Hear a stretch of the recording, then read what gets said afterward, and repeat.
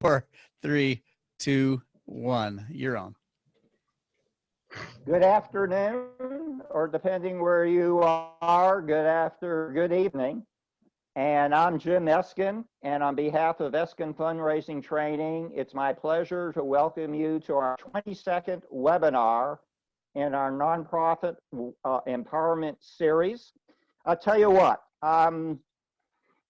we're given the hyperbole, but this one's learning from Sales Savvy. And I was thinking over the last couple of days, probably in the course of my 30-year fundraising career, I've seen invitations to 500 conferences and webinars and trainings, and I've never ever seen one that tried to integrate what you can learn from the very allied disciplines of sales. And so this one's learning, and we're quite excited. I'm going to brag about our special guest in a moment.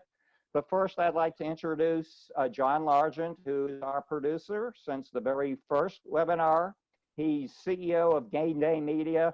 And I worry about everything, as our guest will tell you, but I don't worry about technology because John makes it go so smooth. So John, you want to take a moment to talk about logistics and how people can do things like type in questions?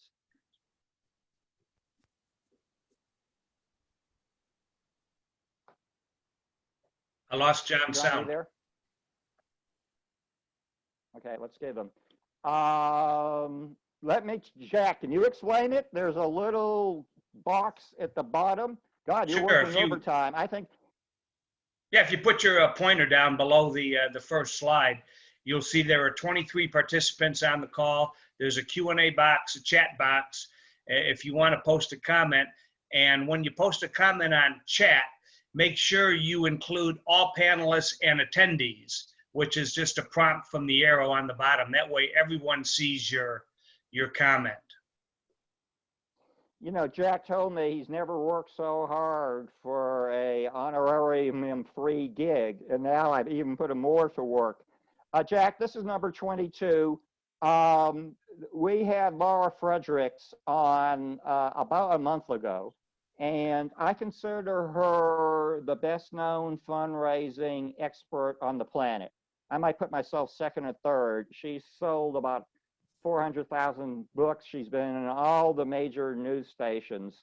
And she makes the big deal about we ask for everything. And I've got reacquainted with a good friend and terrific guy, Jack Warkenthien, who we knew each other in San Antonio. He left. He's going to get a fuller introduction in a moment.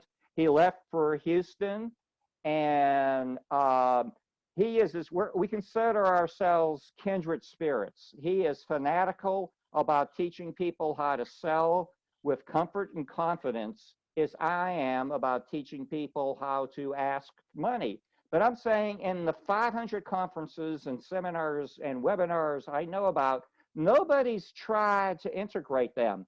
Now, Jack, we're given to hyperbole, aren't we?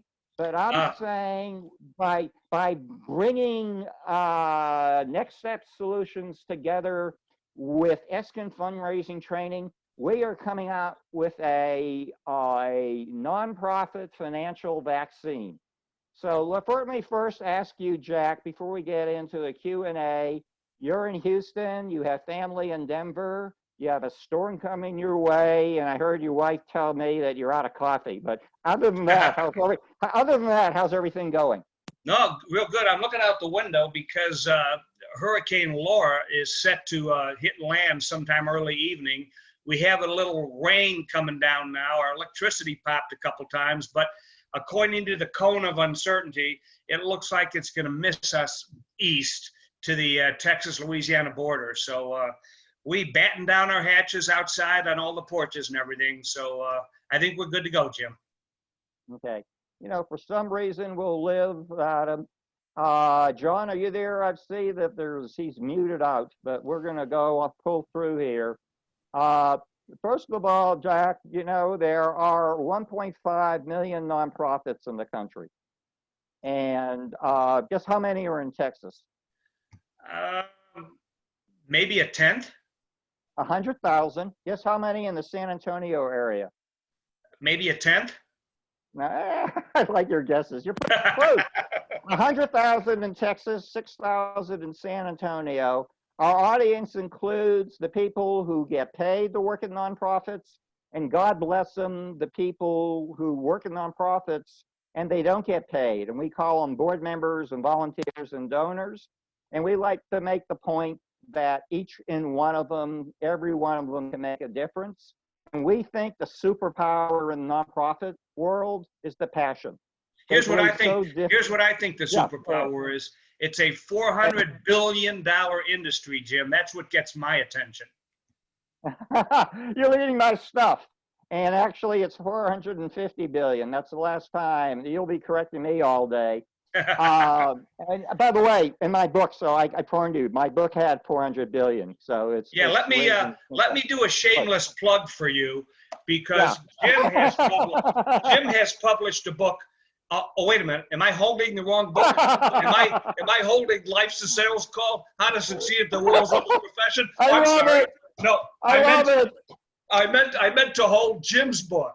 I've got to tell you, this is a very good read, and I want to tell you why it's important to me, because when I look at your 4 parts of your gift cycle, do you realize your cycle is very close to the 4 parts of our sales cycle?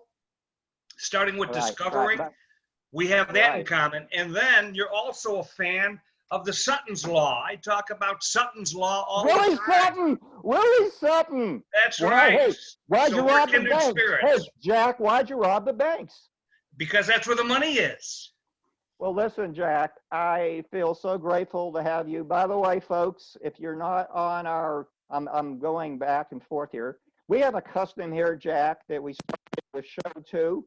We ask all the attendees to type in nonprofit strong. So all the attendees, please type that in, nonprofit strong. And Jack, what are we, by the way? What do you mean? We're nonprofit strong. Oh, of course we're nonprofit strong. That's right. And in fact, sadly, there's a lot of businesses in Houston nowadays that are nonprofits. By the way, Jack Warkenthien's been featured in our monthly newsletter, Stratagems. If you want to put a shameless plug in for your old friend, I won't hold you back. Well, I really appreciate, number one, we raised our 3 sons in San Antonio. We were there for 18 years, and we still have a lot of friends. I'm so glad we renewed our acquaintance, Jim. I moved to Houston in 2005 to host the morning show for the Biz Radio Network, and thus moved my company over to Houston. So I've been in Houston since 2005, but at the end of the day, we have been in Texas longer than anywhere else in the country, even though I'm not born and raised here. Yeah. Hey, by the way, I just want to fill in. John, are you there? John Largent? I am. You jinxed me when you said you didn't have to worry about technology. Okay. Well, I'll tell you what, Jack, I'm glad the problem happened with John. He has better DNA to deal with stress. But we're going to, okay, welcome back, John. Thank you. And you were saying, Jack, you know, I teach the blocking and tackling of fundraising. How would you equate this to sales? I'm already going to tax you with a question. Discovery is prospect identification. What do you call that? Well, we call it discovery and sales. This is where you get to know the wants and the needs and the roles and the goals of, in your case, donors, in our case, customers. So this is where you're setting the landscape. You're trying to determine it's all about them. It's not about you. And once you discover the needs, you'll realize when you ask for a gift, they're going to do it for their reasons, not your reasons. So that's where discovery helps you. Okay. The second phase we call is forging a personal and emotional bond between the donor prospect and the mission of our organization. And to me, that's where the rubber meets the road. We call that cultivation. What do you all call that? We call it matching, where we match the unique value that a company brings to a donor with the dominant buying motive of that particular customer. And so it's like cultivation, because if you don't understand the dominant buying motive or the reason your donor is going to give you a gift, then you really don't know how to focus on the value it delivers. Well, I think the third one is obvious. After you've done proper cultivation, we ask for the gift. That's the when, the where, the who, the what purpose. And I think someone wrote a book, Life's a Sales Call. What do you all call the solicitation? Yeah, we call this the resolving, because once you have put in your ask, you're going to have concerns, you're going to have questions to answer, and this is a very necessary part of the cycle so that you can overcome all the objections, convert stalls to objections. So you can't really go to number 4 until you've effectively resolved the concerns in 3. And we call stewardship is how you acknowledge and thank the donor, because say Jack gives us a gift of 10,000 rubles this year, we're going to go back next year. We're not just going to ask him to consider giving us 10,000 rubles, but maybe to raise it to 25,000 rubles. So that's how you prepare the donor for the next ask. What do you all call stewardship? This is where we call it opening. Remember the opening versus closing. This is where we open a new relationship with a donor. We open a new account. We open a new case. The word that we cannot accept, and there is a taboo in my training business, you never talk about the C word, closing. You don't talk about closing deals. You talk about opening relationships. Well, if Jim Eskin went to one of your workshops, I can't tell you how many times I've used the word closing in the fundraising world, and we'll get to that. So, by the way, too, Jack has decided to be very interactive. And so at any time over the next 48 minutes, if you have a question about something that Jack or I says, we're not just going to wait to the end of our Q&A. John, you're on call to share that. Okay, we're going to try. Jack convinced me to be innovative, and we're going to be live time as far as we respond. If you hear something that I need clarification or have a follow up. Okay, I'm about to bring Jack on, but of course not all that quickly. Jack, I would say that both sales and fundraising have entered a new frontier. We were talking before, because we were based in fundraising. We have statistics just like you do, that the best results, if you want a big size gift, you got to go see Jack Warkenthien face to face.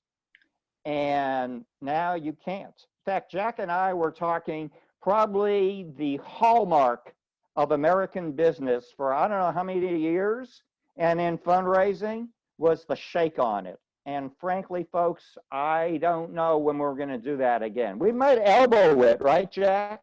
Yeah, I'm not comfortable with that. Like we were talking about in the waiting room. My last face-to-face workshop was on Thursday, March 12th. And at that time, near the beginning, nobody even wanted to shake hands. It was, and I believe, Jim, as we discussed, we may never go back to the old normal of shaking hands, which is really kind of discouraging. Yeah, I would agree. I mean, there's just something, like to me, when you're in fundraising, I bet in sales, it feels good to say a word thank you. It really does. And, you know, and that's kind of taking a thank you expression away.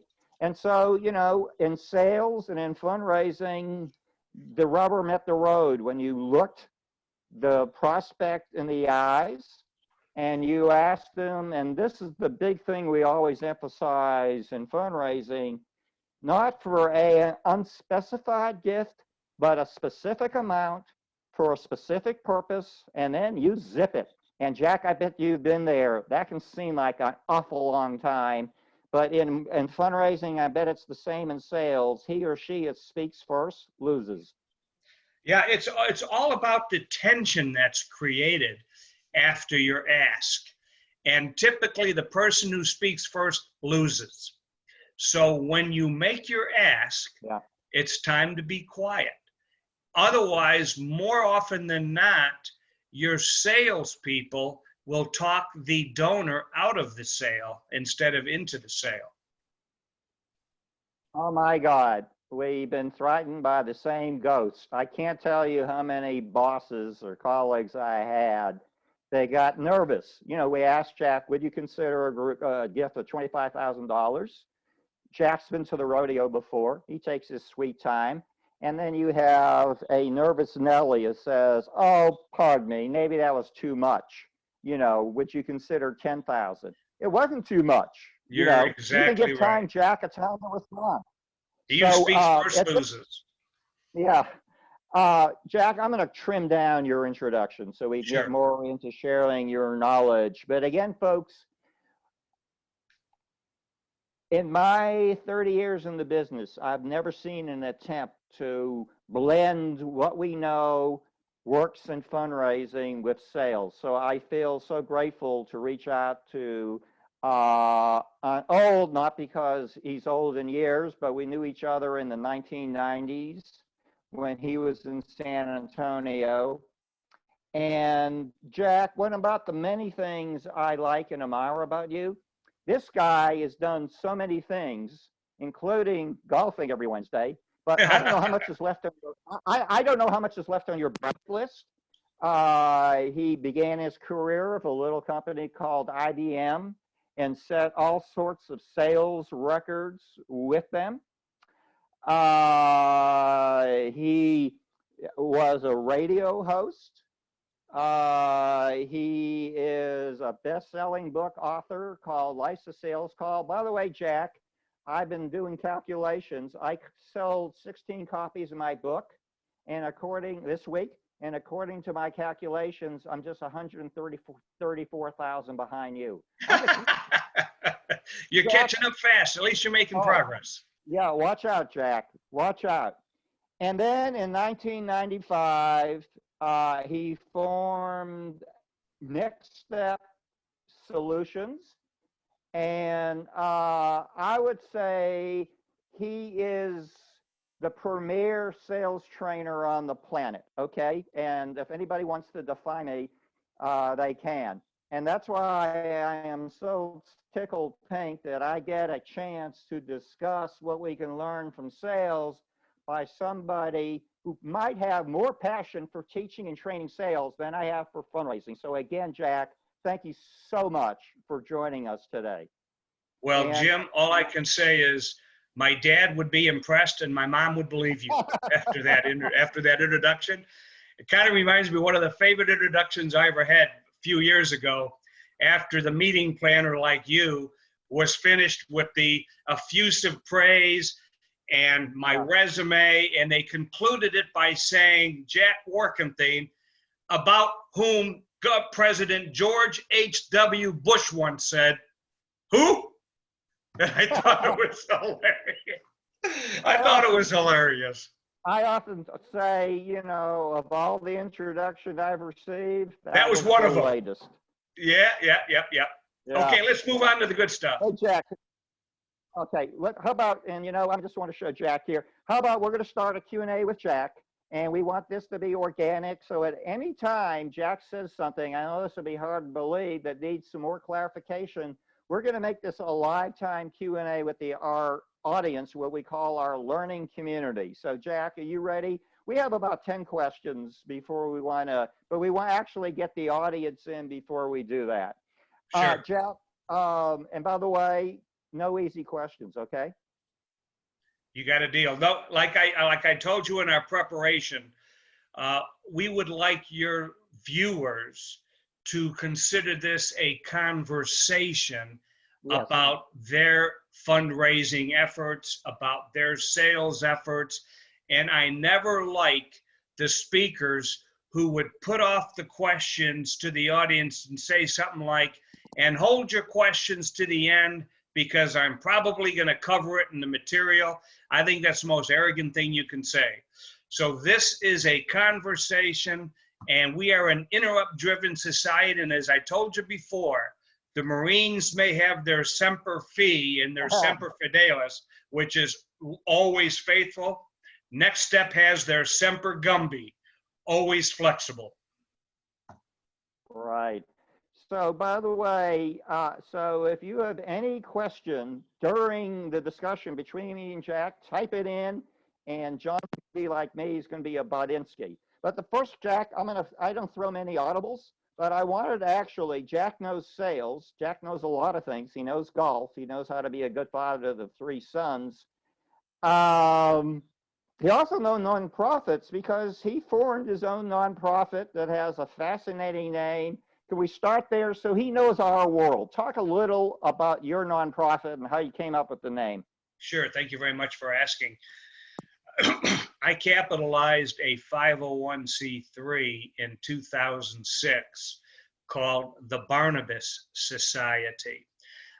The Barnabas Society, Saint Barnabas from the New Testament in the book of Acts, he and Paul were always on the road evangelizing with the Gentiles and creating more of a Christian following after Jesus. And Barnabas, although he was born Joseph of Tarsus in Greece, they changed his name to Barnabas, which means son of encouragement.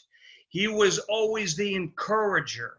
He was always the one that was supporting the apostles of Jesus and following Paul all over his route. He had to play, Jim, what I consider the most difficult musical instrument of all time, and that is the second fiddle. He was always the one behind St. Paul, who's the one that people remember. But Barnabas became St. Barnabas, and every June 11th, they celebrate the Feast of St. Barnabas. So we launched this not-for-profit in June 11, 2006, and the whole essence of it is giving money, time, talent, and resources to people in their greatest time of need, for people who either are afraid to ask or don't know to ask. And all the gifts that we donate are donated anonymously. They get a check from me with St. Barnabas as the signature, with the address to a post office box. And the only thing we ask them when we give them money is pay it forward sometime in your life. And people get nominated to us. They nominate to our board, and then we decide who gets the Barnabas funds or not.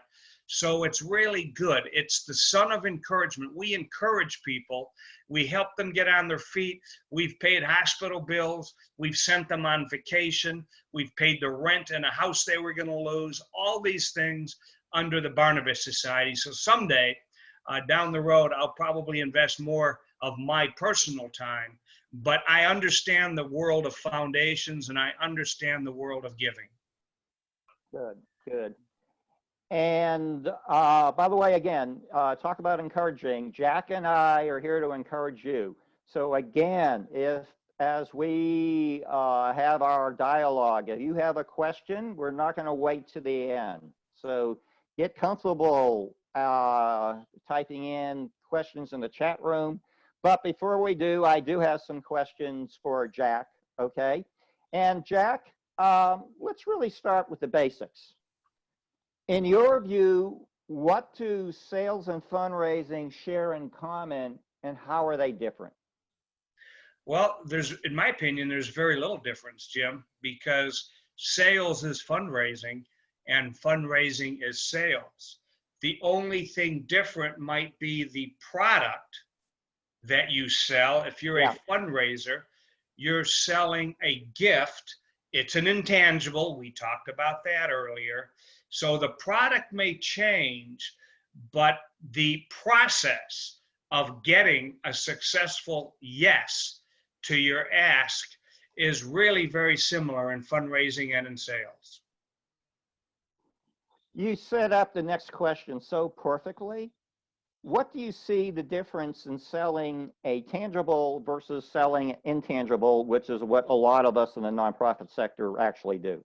Sure, sure. When I had a real job back in the 70s and 80s at IBM, I sold a tangible product. It was a computer.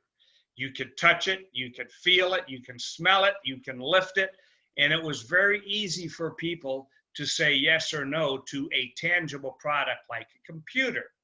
Fast forward to 1995, when we started what is now NextStep Solutions, we then got into the world of selling intangibles.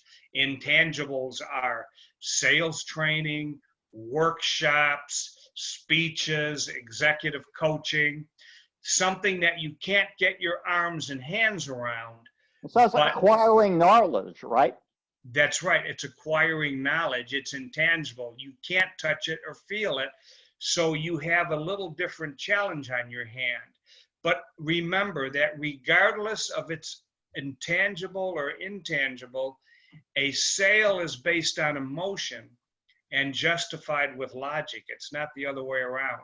So no matter what you sell, consider it an emotional sale. A sale is an emotional transference from the asker to the giver. If you don't touch them emotionally. Yeah. I'm butting in. I'm very good at that. Be specific. How would you compare an emotional versus unemotional sales? Oh, very easy. Most people, especially from the high-tech world that I came from, sold computers intellectually. They sold that's right. Brain? They're selling the intelligent. They're trying to get people to make an intelligent decision, a left brain decision. But if you haven't sold the right brain, the creative, if you haven't sold the heart, the mind can never follow. Jack, we are such kindred spirits. You know, I'm going to just say, I think we're going to be doing a lot of this. I always felt when we were fundraising, we were going after two bosses, one the brain and one the heart. And I said, you got to channel the heart. The brain's going to ask like how much and why and give me a report. And the heart's going to say, how can I help? So Actually, you have three customers. You also have your gut. The Japanese have a name for it called harige. You would not believe, Jim, how many decisions start at the gut. And that's when the hunch becomes an emotional feeling transferring to the heart. And that's where my transference of passion and excitement and emotion comes back to you so that you can justify your intellectual sale. Because a sale is based on emotion and justified with logic. John, do we have any comments or questions? We're just going to check in. We got plenty to go in our dialogue, but we promised the audience this would be interactive. Is the audience asking anything at this point? Not at this point, Jim. Okay, well, there's your cue. You can be first, but I'm going to pick on. That means I can pick on Jack, and I'm pretty good. I just got a question. Let's go through it. Is it more beneficial to sell tangible products to generate funds for a nonprofit? Well, by the way, let me just say we made a deal. If the question is easy, I'm going to answer it. If it's difficult, Jack's going to answer it. Jack, you got this one. At the end of the day, when you're selling, when you're asking for a gift, it's really never a tangible sale. But what I think she's suggesting is if you add a tangible benefit or add a tangible reward, that may get them to say yes either sooner or faster to your request for a donation. But the ask itself, the donation itself, is always an intangible product because you're exchanging their time, talent, or resources for an event, a value delivered to the benefactor.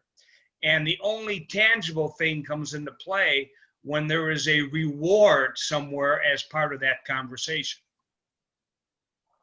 Jack, remember I warned you, no easy questions, right? Sure. Get ready now. Face-to-face meetings have always been the gold standard in fundraising, especially when asking for what we call major gifts. And I know it's the same in sales. And of course, social distancing has completely changed the game upside down. And so what is your advice for nonprofit fundraisers to sell or ask for the gifts virtually instead of face-to-face? Okay, in order to answer that correctly, Jim, I have to give you a mini lesson on effective communications, okay? Okay. And here it is. When you're on a Zoom call like we are today, I am communicating on 3 different levels with the participants and with you at the same time. I'm communicating on 3 levels: how I look, how I sound, and what I say. Those are the 3 essential elements that you communicate in a face-to-face meeting. Yeah. So that's why don't discount the value of a Zoom call, because how I look is actually more than half the message that you're conveying to your potential donor. It's actually 55% or more than half of the message. Now, how you sound, which is the pace, pause, pitch, projection, enthusiasm, excitement, that's 38% of the message. The words we use are only 7%. So the thing about virtually, it's very similar to communicating face-to-face, because I can read body language, I can read your impression and expression. So that's why I'm saying don't discount the value of a virtual ask. Now, if this was just a telephone call, if this was just a phone conference, we would not have the benefit of the visual, which means 80% of the message your audience would receive, which is kind of like us asking for a gift on the phone, right? Yeah. When you ask for a gift on the phone, 80% of the message is how you sound, and 20% of the message is what you say. So it's 3 times more important if you get on a virtual Zoom call to include the visual aspect than it is when you're asking a donor on the telephone. That is telling me, and the fundraisers in the audience, you know, not everyone is comfortable with Zoom or another virtual or video conferencing technology, but believe me, you're saying, Jack, it's well worth the extra effort. Whatever you have to do, guide them into the downloading and the software. You don't want to take a possible virtual communication and replace it with just a phone call. Go out of your way to make sure that the other party is comfortable with the technology. That's true. For instance, my mom, I'm blessed to have aged parents. My mom's 88, my dad's 89. I would not be able to get my mom on a Zoom call if her life depended on it. She doesn't have a smartphone. She barely knows how to use her rotary phone. But the point is, the technology is not going to be for everyone, right? So you have to be real sensitive. And by the way, I don't apologize for suggesting, Jim, would you like to have a breakfast meeting? Would you like to meet me for breakfast? Or would you be more comfortable on a virtual call? I'm still leading with that face-to-face meeting, even in today's our new normal. Well, the key thing there is giving the prospect or the customer the choice. Isn't that's true? Correct. Give them a choice, but don't apologize for using Zoom, because recently we have a division of our company called SPURS, which started in San Antonio, of course. It stands for Sales Professional Recruiting Services. We recruit salespeople for our clients. I've kind of created a matchmaking game, because I have a lot of friends who are in sales and they're asking me, Jack, is anybody hiring salespeople? I have a lot of clients who are trying to hire salespeople. So I've created this match game. And what I'm telling you, Jim, is this new normal has allowed me to do my preliminary interviews on a Zoom call, which is so much more convenient for both parties. Okay. If there's some, by the way, John, any other questions? And Bud Idsky, if you see some questions or comments, Jack and I are serious. We're going to make this live time interaction. Any other questions at the moment? Yeah, is likability important during discovery? Very good question, Justin. Hey, I almost like that. Go ahead. Let me answer. I'll follow you. Let me answer Justin's question, because he's so right. There are 3 things that are really important during discovery: believability, likability, and trustworthiness. Put those together and see what you get. In fact, at the airport occasionally, when I used to travel, I like to fool around with people who ask me what I do. Jack, what do you do for a living? And I'd often say, I sell sandwiches. Sandwiches, wow. And they go, How interesting. I say, no, I sell BLT sandwiches. Believability, likability, and trustworthiness. That's the BLT you have to sell in order to establish the rapport during discovery. Likability is extremely important. Okay, I want to go off to a branch there. You know, when I was part of different nonprofit teams, and this was in higher education, I had a dean, a president, a chancellor.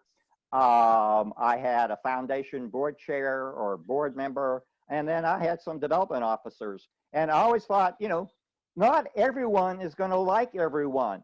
Do you believe in picking and choosing? And I wasn't. Sometimes it was our development officer that cultivated that relationship. So guess what? Jim Eskin got praise no matter who made the ask.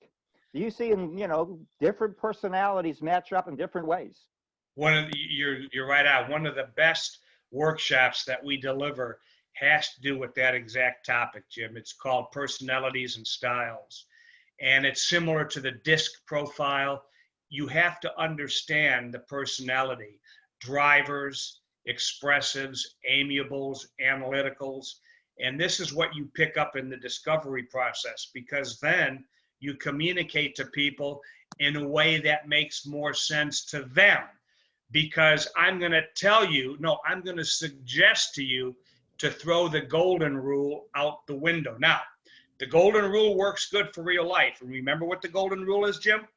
He who has the gold rules. He who has the gold makes the rules, right? Or another interpretation is do unto others before they do unto you. I mean, do unto others as they would want you to do unto them. Well, I'm going to suggest for fundraisers, it's all about the platinum rule. And the platinum rule is this: do unto others as they would want you to do unto them. Do unto others as they would want you to do unto them, because it's not about you, it's about them.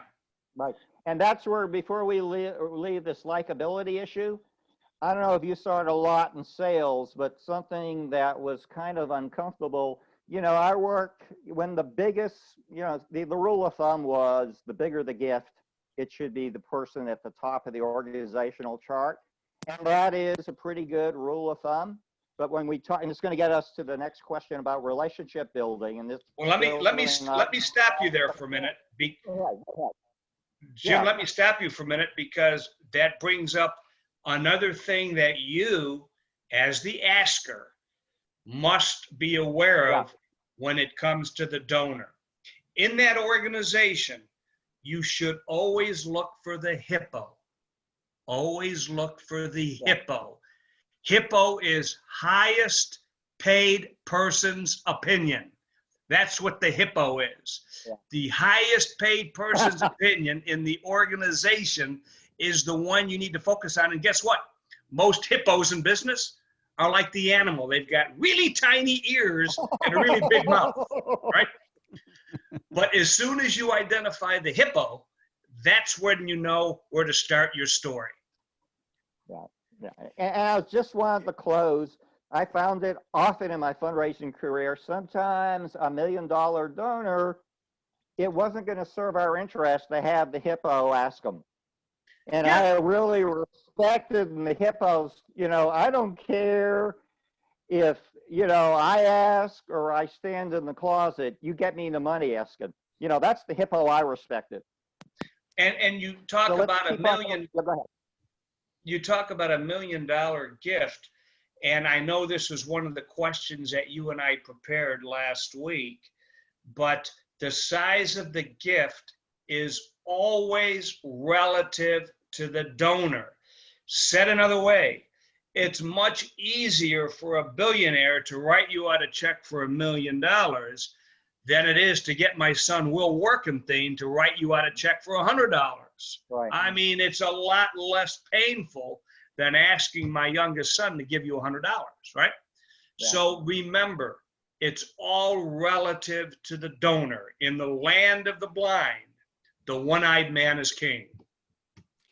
Hey, I've got a question here. Go ahead, John. Go ahead. Yeah. How do you forge a relationship or create a relationship with new donors during the era of Zoom? I guess the assumption is you're not having those face-to-face meetings. The quickest way to forge a relationship, let's say if you're exclusively asking via a Zoom technology, there are two ways to compress a relationship quicker than anything else you can do. One of them is to find something to complement the other party, because a compliment like Jim, that is a very good looking tennis shirt you have there. Is that one of the Eskin training shirts you have on? It is. See, that is a very nice shirt. Now, I have to caution you. The operant word here is a sincere compliment. And if you can fake that, you've got it made. No, don't forget I said that. The point is, a compliment changes the body language, and it changes the let's say, the mindset of your donor. The second way to forge a relationship is in your immediate conversations and research. Find out what you have in common with that person. You should be able to find common ground in 3 questions or less. That's even assuming you didn't do your homework or your research ahead of time. Because by knowing something about that donor, the relationship is quick started and it can be forged real easy. I know, Jack, in the nonprofit world, we usually have boards of directors that are anywhere from 5 to 50. And, you know, most volunteers, they don't like asking for money. Is that age? Is that age? That board, is that age or? Number of board seats. Oh, okay? I was going to say, okay. And so we saw always the best practice was to have the board member, they don't have to ask for the gift, Jack or Jim, to do that.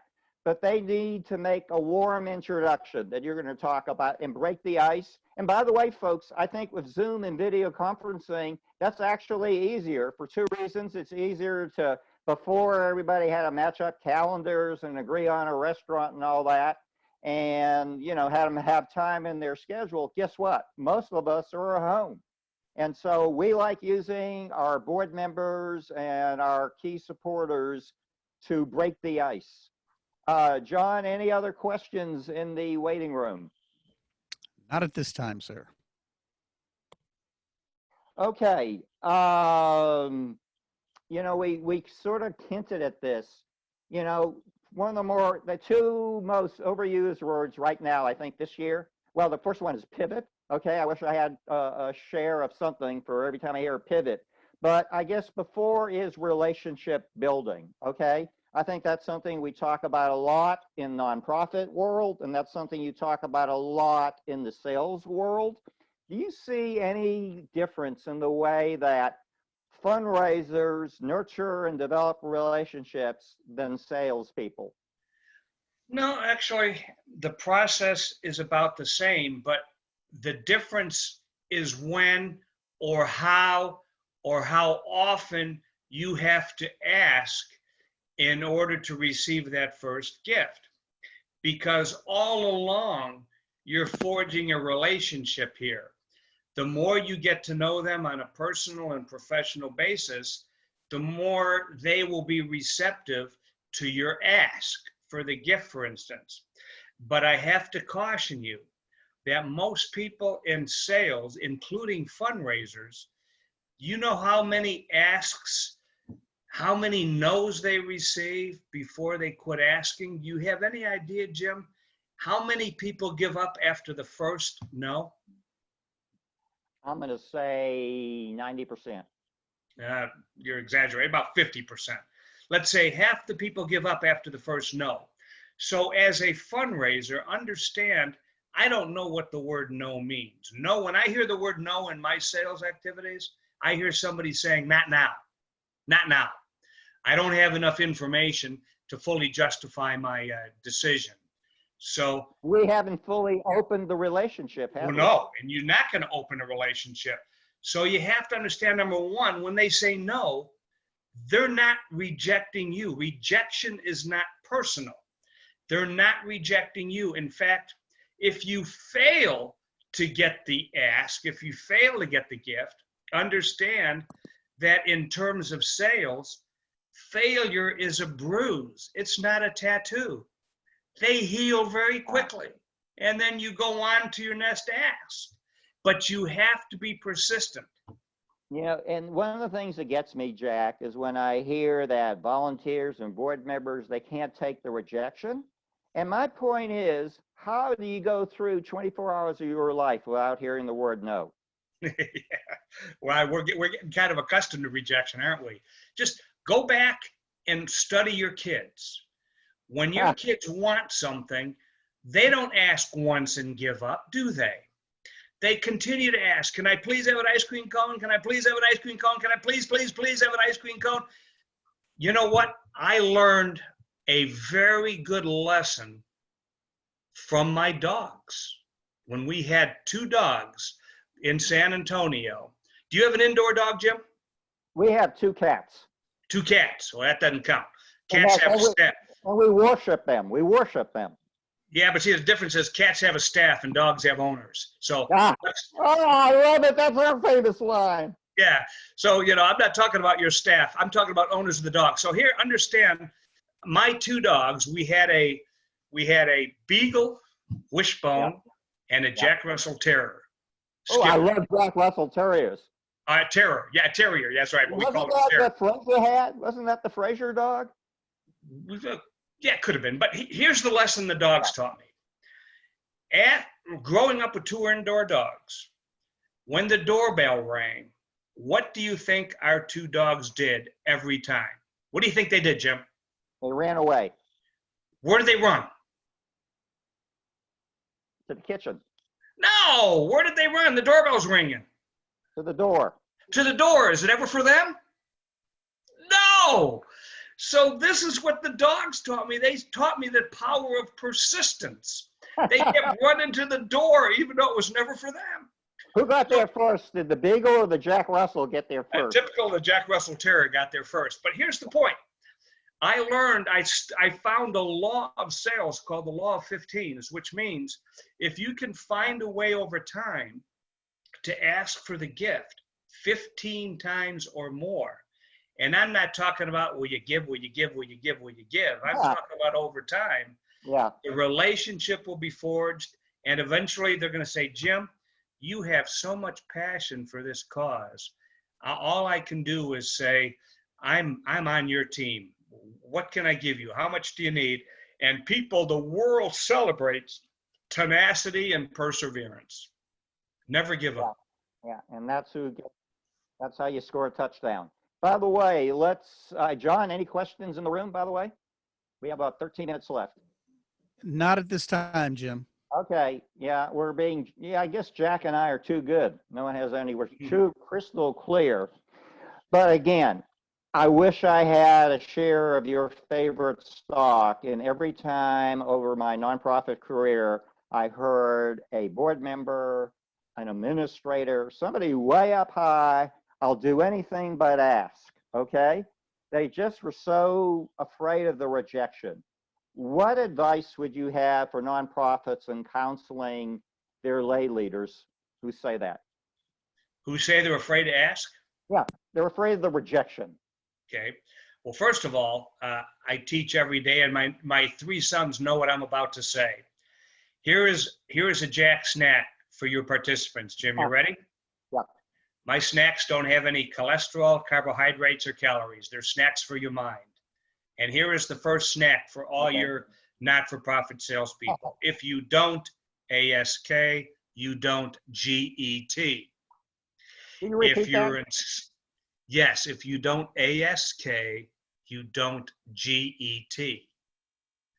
Or if you're in direct sales and business, if you don't ASK, you don't EAT.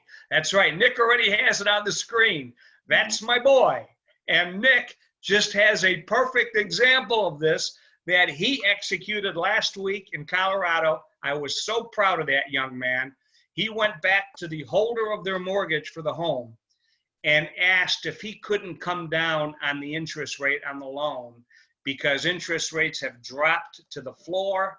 And Nick, out of the blue, called the loan holder and said, could you consider reducing the mortgage percentage on our home? Would you reduce the interest rate? And his ask got probably a 50 basis point reduction and a $300 reduction in their mortgage just because he asked the mortgage holder. Now that should be proof to your board members, to your directors, that they must continue to ask, because if you don't ASK, you don't GET. Well, guess what? I might be doing a little asking here myself. By the way, are you in a good mood? Who, me? Yeah, right now. Yeah. I'm always in a good mood. Good. I'm going to ask. Uh-oh. This has been such a rich discussion. I got to tell you again, I've been watching the ones I've conducted 100 workshops, okay, over the last 2 years. I know about, I see all the journals and the email blasts of all the seminars and learning opportunities and professional development. We had never, ever heard from a sales guru. Now, I happen to know Wednesday afternoons are Jack's time for golf.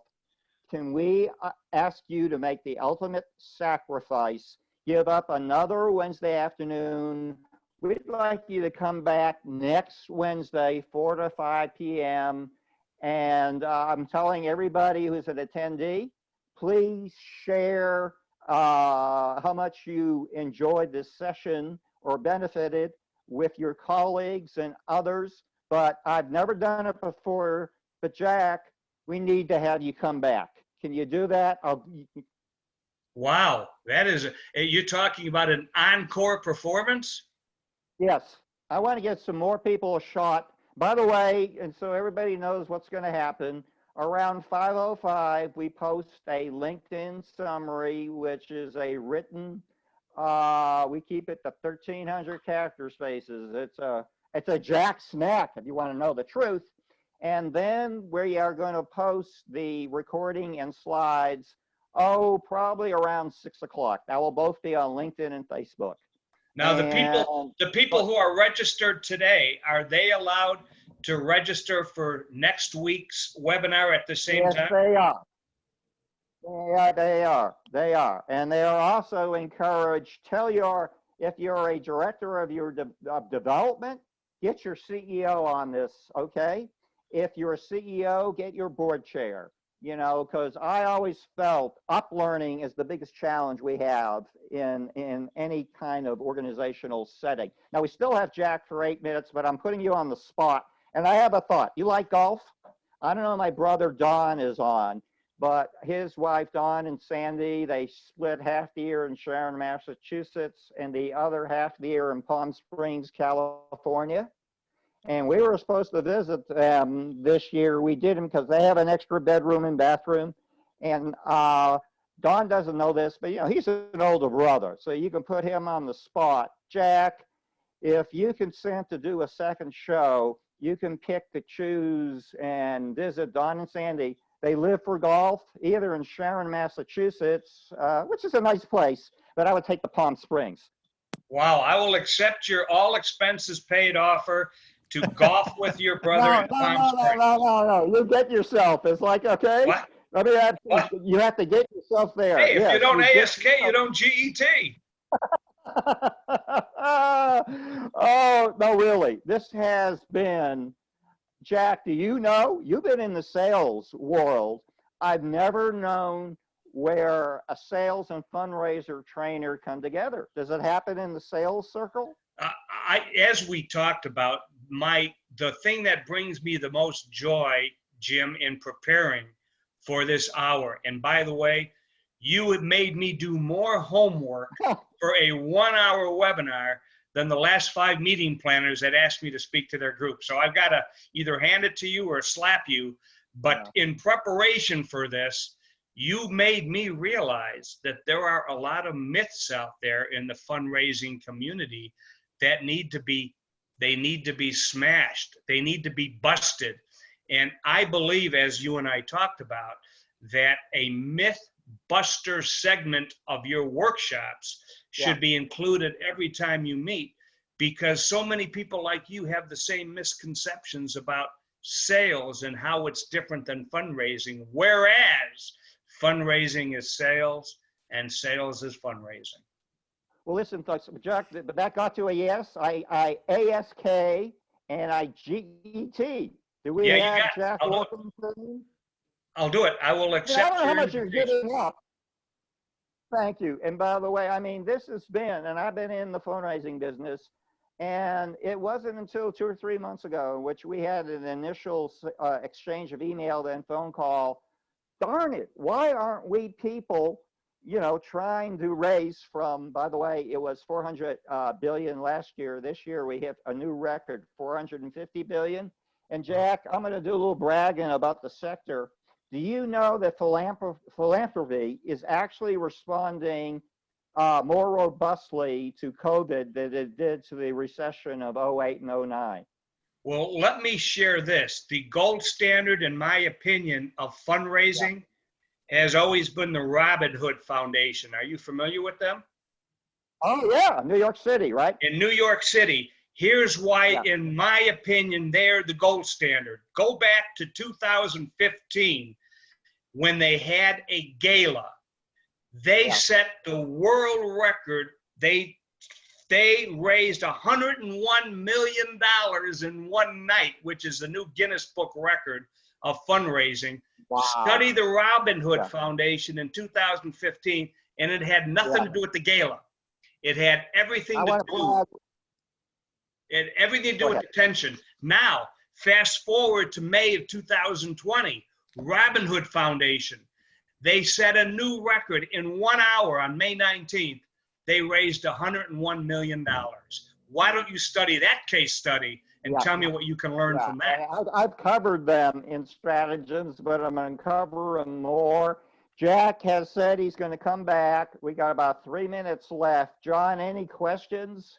And of course, you're going to have another crack at, and get your colleagues, and we will post this tape on social media. And we want, we think, again, if you take, Jack would call it the Warkenthien-Eskin model, I would call it the Eskin-Warkenthien model, that we have a vaccine for nonprofit fundraising. Yeah, we have one question here from Al. How much time, effort, money should be should the product producer put into public awareness?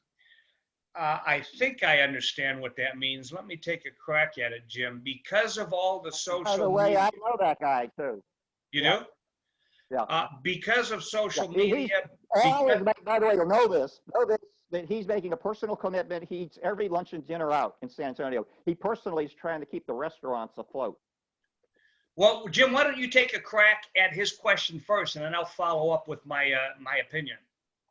Well, I would just say that to me, you know, I came from a communications and public relations background. I say it's absolutely seamless with fundraising, because unless you build that awareness and knowledge and likability and trust, in other words, when I said it's seamless, you can't tell where the communications and PR begins and ends and the fundraising begins. You have to soften the beachhead.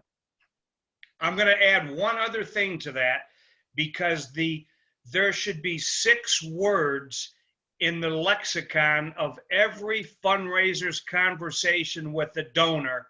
And I'm going to share the 6 words, and I'm going to suggest a story. Here are the 6 words you should use with every donor. Let me tell you a story. Because the best way to establish a relationship, to heighten the awareness, is to share a story of relevance that features not you, not your philanthropy, not your foundation, but a benefactor, the person who will actually receive their gift. If you focus on stories, that's the quickest way you're going to connect with donors of all sizes and of all gifts. Okay, by the way, we're summing up. I have an Eskin's guarantee. Do you see the image there, which you could also say is Warkenthien's guarantee? I do. Yeah, okay. I repeat one thing. I'm a little older than you, Jack, not too much older. And I close with this quote because it gives me goosebumps. It was given by President John F. Kennedy at the American University commencement on June 10th, 1963. And I swear he's speaking to us right now. And he said that the basic common link is that we all inhabit this small planet. We all breathe the same air. We all cherish our children's future, and we're all mortal. It's like President Kennedy was speaking to us right now. I love that quote. Yeah, I do too. But I want to take, first of all, to our producer, John Largent. Thank you, CEO of Game Day Media.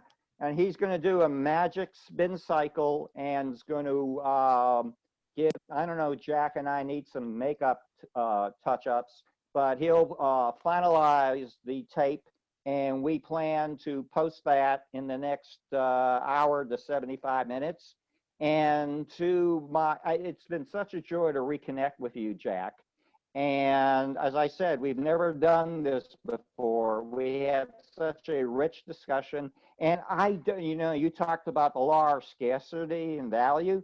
I have never heard what you have been sharing and what we can learn. And so I want all my learning community partners to spread the word, because we're going to continue this. Jack, I don't know how he's doing it, but he's giving up another Wednesday of golf. So we'll see you same time next week. And to everyone, thank you for joining our learning community. Stay safe. And all of us will see each other next Wednesday at 4 o'clock. Thank you, Jim. And thank you very much. This was great. Thanks for the platform, Thank you, John. Thank you for your work behind the scenes. Thank you. Okay. Hey, Jack, enjoy the wine.